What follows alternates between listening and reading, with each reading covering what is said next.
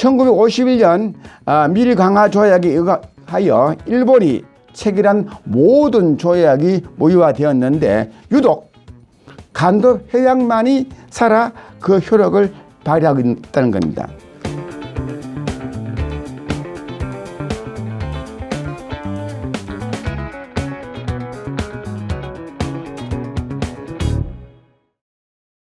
안녕하십니까. 한국간도학회 회장으로 있는 이일걸입니다. 오늘 제가 강의할 제목은 만주 간도 지역의 역사와 지리 영역의 배제 및 왜곡 실상 분석에 대한 것입니다. 만주 지역은 본래 우리나라 영토인데 현재 한중 국경선의 표시가 두만강 압록강 선이 국경선입니다. 근데 이런 압록강 두만강 선이 국경선이나 이런 근거는 1909년 청일 간에 체결한 간도 협약에 의하여 그렇게 그어진 것입니다. 그렇다면 일본이 체결한 간도 협약에 대한 전략은 뭐냐면은 간도를 거점을 확보를 해서 장래 대륙을 침략을 하기 위한 것입니다. 그 결과 13년 뒤에 1932년에 일본은 만주국을 건국합니다. 그러면 이러한 그 간도 협약을 인해 가지고 일본이 맺은 그 간도 협약의 내용에 보면은 우리 한국 영토가 축소되어집니다. 실제로 간도는 동간도와 서간도가 있는데 서간도와 그리고 동간도의 동부조차 없애버립니다. 그 다음에 그러면 이러한 그 간도 지역에 있어서 우리 한국 정부의 통치 역사가 있습니다. 서간도 지역은 1897년에 압록강 대안에 서상무를 서병계 관리사로 임명을 하고 그다음 서상무 병계사는 호적을 작성해 가지고 7계면의 1176호의 인구가 남녀 3,374명으로 파악했습니다. 또한 1900년 이도재 관찰사가 압록강 대안 지역을 평안도에 편입시키고 충의사를 조직하여 이주 한인을 보호했습니다. 반면에 동간도 지역은 이 법륜을 1902년 간도 시찰사로 임명하여 한인의 호적을 든 자가 27,400여로서 남녀 10여만 명이 확인했습니다. 그러나 이 법률은 간도 지역에 확인해 보니까 청군의 압박에 의하여 간도 한인의 피해를 많이 보는 것을 보고 정부에 파병을 수차 요청했지만 정부 부서 간의 파별로 인해서 또한 알력으로 파병이 거부됨으로 인해서 이 법률은 사포대를 홀로 조직합니다. 그 다음 동서간도 지역이 우리 영토라는 증거는 1718년 서양 선교사가 만든 황여전람도에 의하면 봉금 지역 동쪽 경계선이 즉 압록강 도마강선에서 100리에서 300리 서쪽에 그어집니다. 또한 내지 비망록에는 봉황성의 동쪽에 조선의 국경선이 있다 이렇게 이야기됩니다. 그 다음에 서양 고지도에는 황여전람도 동판에 의하여 그린 그림인데 평안도 지역에 그 대안에 뭐냐면 이렇게 핑랑이라는 평안도를 이렇게 표시를 했습니다.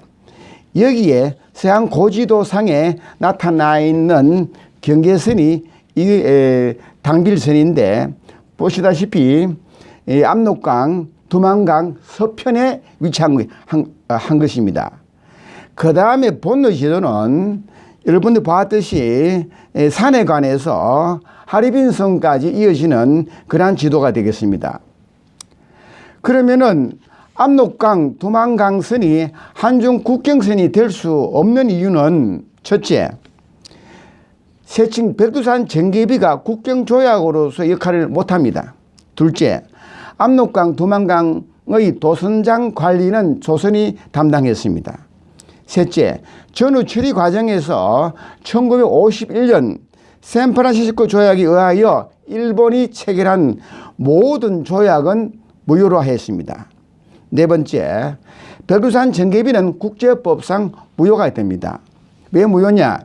비의 설치 후에도 압록강, 두만강 대한지역에 대한 한국의 관할권이 행사되었고, 서해안 고지도, 고구려 조선 초까지 역사적으로 평화적 주권이 발현되었었고, 목곡동이 강박과 목곡동이 지적한 토문강의 실체가 본래 자기가 말하는 것과 다르기 때문에 이런 하자가 발생했기 때문입니다.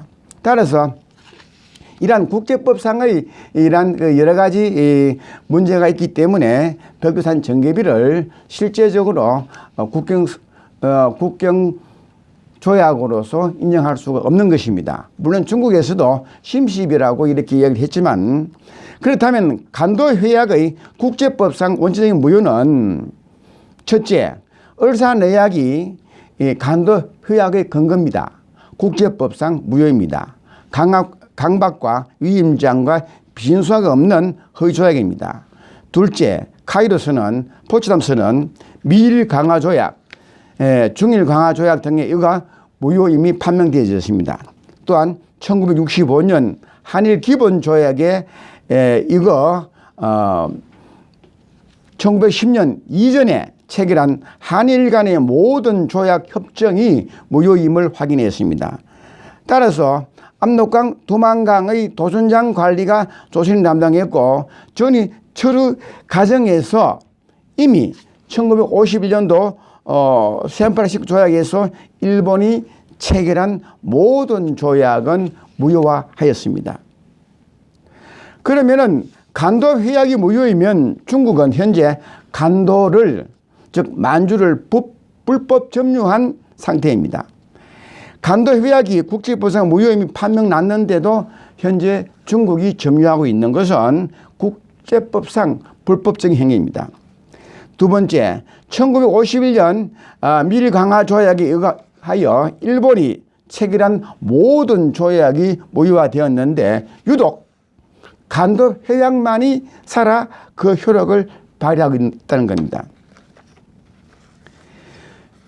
세 번째, 국가 간의 조약 체결 후 하자가 발견되면 상대국에게 외교 절차상 무효를 통보하는 것이 외교 관리임에도 불구하고 역대 한국 통치자는 무효를 통보하지 않았습니다.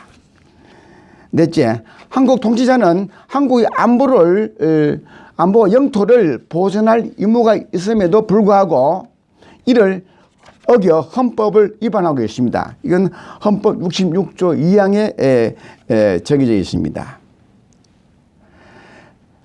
그 다음, 그러면 만주 지역의 역사와 지리 영역을 왜곡시킨 일본과 중국은 어떠한 전략을 펴느냐면은, 첫째, 일제 식민주의 사관이 역사와 영토를 날조했고, 특히 이 정안론과의 하나의 그 일맥상통하는 동전의 양면 관계에 있고, 최초의 정안론자는 요시다 소인입니다.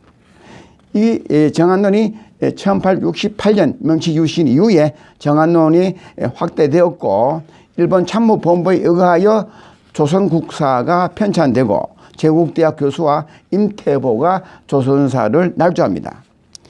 일본 학자들이 조작한 이러한 식민사관 이론, 일선동조론, 타유설론, 정체설론, 만선사관론, 사대주의론, 임나 일본부설, 반도적 성격론이 있는데, 특히 일제 식민사관이 우리나라 역사와 영토의 영역을 왜곡시킨 데는 반도사관론을 들 수 있습니다. 그래서 일본은 1916년 조선반도사 편찬위원회를 설치하고 25년에는 조선사 편수회로 개편합니다. 이 조선사 편수회에서 만든 37권의 조선사가 우리 현재 강단사학자들이 교육시키고 있는 이런 우리 역사의 기초에 기인하다고 보면 되겠습니다. 특히 요동 여수에 위치한 당군 조선의 건국을 신화화하였으며 도읍지를 평양으로 비정하였습니다. 고려의 영토를 압록강 이남으로 축소시키고 역사적 사실, 서해 강동 육주, 강감천의 기주대첩, 천리장성 축조, 공민화 영토 수복, 그 외에도 동령부 비정이라든가 이런 것들을 압록강 이남 지역으로 날조했습니다.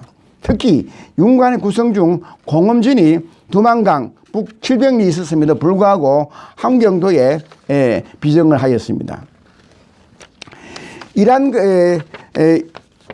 일제 식민사학에 이러한 날조된 이러한 그 윤관의 동북 구성을 이렇게 두만강 이하 함경도에 비정한 이러한 지도를 각 교과서에 이렇게 싣고 있습니다. 그러면은 이런 반도사관을 우리 역사에 적용하여 왜곡시킨 사실은 첫째, 한사군을 대동강 이북과 압록강 일대에 비정함으로써 특히 낙랑군을 대동강 평양 일대에 비정하여 요소에 있었던 기자조선과 위만조선의 도읍지를 평양으로 날조하였습니다. 고구려의 장서왕이 요양에 천도했음에도 불구하고 일제는 평양으로 날조하였고, 타유성론을 우리 역사에 적용시킨 왜곡시킨 예는 우리 역사의 시작은 한사군에서 시작했거나 중국계의 기자와 위만의 지배를 받았음을 강조하고 남쪽은 임나 일본부가 통치했다고 날조하였습니다. 그 다음에 초기 간도 지역은 두만강 회릉 부근의 성구촌 사이섬에서 개간이 시작되었으며 봉검령이 풀려 백두산 동서 지역이 개발되어 압록강 대안을 서간도, 두만강 대안을 동안도라 부릅니다. 1881년 봉검령이 풀림과 동시에 동간도에 한인의 이주가 현저하였으며 1880년 회령부사 홍남주의 무기나에 진행된 경진 개척은 북간도를 발전시키는 획기적인 계기가 된 것입니다. 1932년 만주국의 성립과 일제 척시죽시회사의 농지수탈 정책으로 인한 한인들의 만주지역 진출은 간도 지명의 확대를 가져왔으며 일제가 호구 조사 후 만주국 영토로 획정한 지역은 한민족의 고토였으며 활동 무대였습니다. 따라서 이러한 간도 지역이 확대 발전 과정을 봤을 때는 초기 간도 지역은 레지선, 그리고 두 번째는 당빌선, 이 전부 다 서양 고지도에 그려진 지도에 의거합니다. 그 다음에 본노선, 특히 이 본노선은 수학자 본노가 1771년에 그린 지도인데 그 지도에 히바라 상류에 투먼이라는 이란 문자가 그려져 있습니다. 이 투먼은 토문강을 의미하는 겁니다. 여기에 대해서는 또 다음에 자세한 이야기를 하겠습니다만은 토문강이 오도 백화를 토문강으로 청해 강의제에 의하여 이렇게 지명이 왜곡됐거든요. 본래 토문강은 히바라 상류에 있는 토문화를 말하는 겁니다. 그 다음에 1932년 만주국 영역도에는 1909년 간도협약 체결 후 13년 만에 일제는 만주국을 건국하였는데 10여 년 동안 이 지역의 호구조사를 통해 조선인, 만족 등 한족이 거주하지 않은 지역으로 확정된 것입니다. 만주 지역 영역도는 여기에 보다시피 연해줄을 뺀 상태의 이러한 그 파란색과 황색 이 지도가 만주국 영역 지도가 되겠습니다. 그 다음에 서양 고지도상의 국경선 분석은 고지도 도록, 지도 박물관, 지도집을 분석을 했는데 여기에 35개 지도 중 레지선으로 표시한 지도가 3개, 당빌선으로 표시한 지도가 27개, 본너선으로 표시한 지도가 3개, 당빌 본너선형이 2개 나타납니다. 이 서양 고지도는 1718년에 강희제가 서양 선교사를 통해서 청량해서 만든 황료 전람도 동판에 의하여 그린 지도입니다. 그러면 교과서에 나타난 간도 지도는 어떻게 되었느냐? 대부분 간도 지도는 기록은 정확하나 간도 지도가 미비하였습니다. 다만 초기 간도 지도를 싣고 있는 것은 한국지리, 금성출판사 이거 금성출판사가 여기 보시면은 압록강 두만강의 이런 조만 개 표시했죠. 이게 초기 간도 지역입니다. 두 번째로 간도 학회가 2004년 제작한 간도 지역 위치 구분도가 중에서 고토 지역을 뺀 지도를 그린 교과서가 금성출판사와 지학사입니다. 이게 요 지도가 되겠습니다. 그러니까 위에 만주국 상부 지도를 뺀 지도를 그리고 있고, 그 다음에 세 번째, 한국 간도학회가 2004년 제작한 간도 지역 위치 구분도 전체를 그린 지도가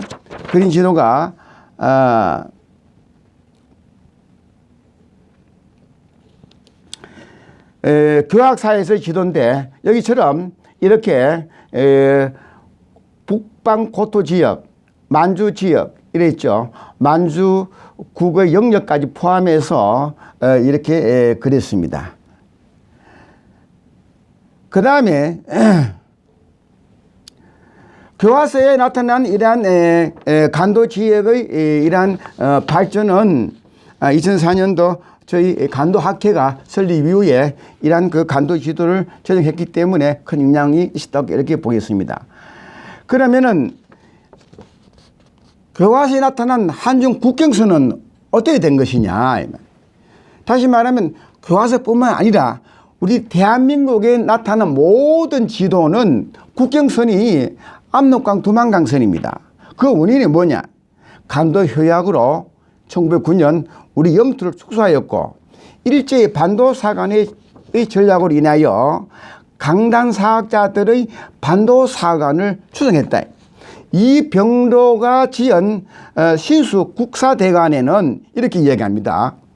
세종의 사군 육진 개척을, 사군과 육진 개척은 세종대왕의 영웅적인 사실인 동시에 조선 사상의 한 획기적인 사실이었으니 조선의 북계가 이때 완전히 두만강과 압록강의 상류에까지 달하였던 것이다 라고 교묘하게 기술하여 조선 초기부터 우리 영토를 왜곡하여 일제가 획책한 반도사관을 이병도는 추정했음을 보여주겠습니다. 다른 시민사학자도 거의 대등합니다. 다시 말하면 이병도의 제자 이기백이 쓴 조선 한국사 실론에서도 이렇게 표현하고 있습니다. 김종서로 하여금 육진을 설치했고 최윤독 이천을 시켜서 여진을 정벌하여 사군을 설치를 하니 압록강의 상류 지역까지가 조선의 영토로 편입되어 오늘날의 한국의 국토가 완성된 것이다. 천만에요. 압록강, 두만강에 나라가 있었습니까? 없었어요. 그 다음에 마지막으로 우리는 간도 지역, 만주 지역의 확대 지도가 초기 간도 지역에서 우리가 1932년, 1910년 한일 병합의 조치를 위해서, 물론 한일 병합 조약도 무효입니다. 무효고, 그래서 이렇게 일제 그 특식 주식회사의 수탈로 인해서 간도 지역이 자연적으로 확대되었고, 특히 1932년 만주국의 성립으로 인해 가지고 만주의 우리 고토가 간도 지역으로 확대되어졌음을 입증할 수 있습니다. 오늘 강의는 이것으로 마치겠습니다. 감사합니다.